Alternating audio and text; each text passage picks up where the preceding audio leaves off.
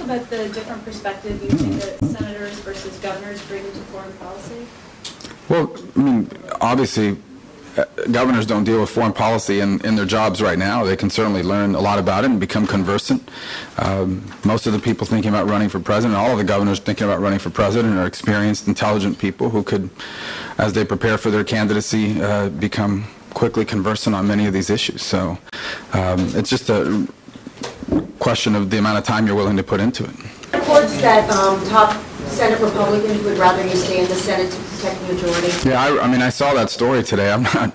It's just really. I mean, that may be how they feel, but in terms of pressure and so forth, it's just not accurate. I don't think I've had a single member of the Senate pressure me to do anything. I certainly think they're curious about what I'm going to do and are making plans. And as I've assured them, if I decide to run for president, I think the Republican Party in Florida has a deep bench of very qualified individuals that would make great candidates. The question was about immigration and whether it would create a problem with me with a conservative base. I would just say that the vast majority of Americans understand that we have a broken immigration system and a very serious illegal immigration problem that needs to be addressed.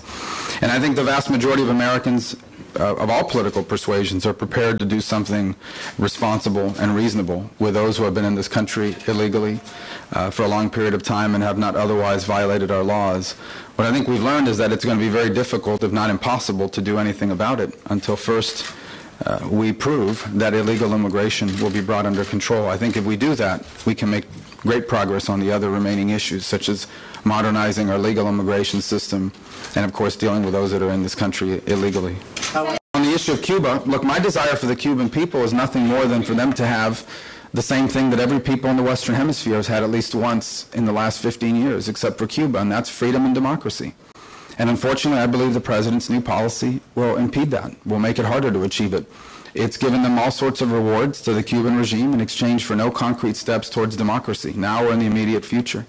And I think it's best exposed by the recent visit of Congresswoman Pelosi and a group of Congress people. They were only allowed into the country if they agreed not to meet with dissidents or democracy activists on the island. In fact, the Cuban government's been denying visas until people agree to not meet with dissidents or democracy activists.